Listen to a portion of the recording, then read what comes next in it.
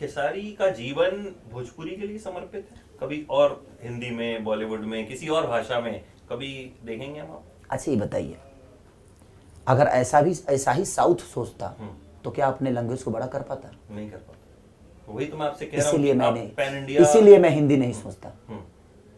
South की 8 करोड़ की आबादी वाले लोग आज 2000 करोड़ कमा रहे हैं।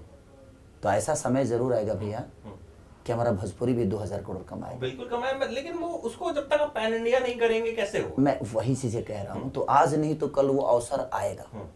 और मैं कोशिश यही कर रहा हूँ कि बेहतर सिनेमा अगर हम भोजपुरी में ही दें तो हम 2000 करोड़ नहीं कमाएंगे, 200 करोड़ नहीं कमाएंगे। अगर हम 50 करोड़ भी अपने भाषा से कमा लिए और अपने भाषा को बड़ा कर दिए, 50 करोड़ के लायक बना दिए, तो हमारी बहुत बड़ी जीत है। तो मुझे हिंदी में करने का कोई ज्यादा शौक नहीं होता है। मैं चाहता हूं कि हिंदी की तरह अपनी भोजपुरी को ही क्यों ना बनाया जाए। और वही मेरी संघर्ष मूवी है और बहुत सारी मूवी, संघर्ष 2। और हम लोगों ने कोशिश की है कि अगर ऐसी मूवी लोगों तक पहुंचेगी और लोग अगर इसको भर भर के प्यार दिए तो हमारा भी भोजपुरी साउथ से कम नहीं और हिंदी से कम नहीं। क्योंकि जहाँ इतने इमोशन है, जहाँ इतने रिश्ते हैं, जहाँ इतने प्यार हैं, जहाँ इतने त्योहार हैं, उस जगह को कोई कैसे हिला सकता है। जहाँ भगवान राम आए हैं, जहाँ भगवान कृष्ण आए हैं, जहाँ हनुमान ने पैदा लिया, जहाँ पे सवरी ने जूठा मैंने तो हमारा तो पूरा बिहार यूपी ग्रंथों से भरा हुआ है। तो जहाँ राम भी आना चाहते हैं, क्या वहाँ की धरती को दुनिया नहीं प्यार करेगी? बिल्कुल करेगी। और आज नहीं तो कल वो धरती भगवान राम से भी पूजा जाता है। और मुझे लगता है कि सिनेमा के माध्यम से भी हम अपने भाषा को हर आदमी को पुजवाएंगे।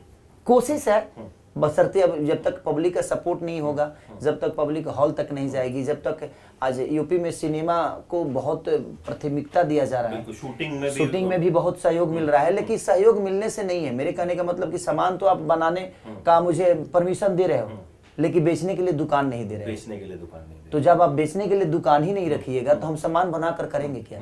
तो मैं दोनों सरकार, यूपी बिहार के दोनों सरकार से अपील करना चाहता हूं कि जितने शिद्दत से आप हमें सब्सिडी दे रहे हो, उतने शिद्दत से हॉल और थिएटर का भी ख्याल रखा जाए, ताकि लोग बेहतर से बेहतर चीजें अपने, अब सामान खरीदने के लिए दुकान तो चाहिए ना, हम बेचेंगे कहाँ उसको? तो हमारा कहना है कि मैंने रवि भैया से भी बात किया था इस मैटर पे। मैं बोला कि आप इस चीज को पहुंचा सकते हैं मुख्यमंत्री जी के लिए।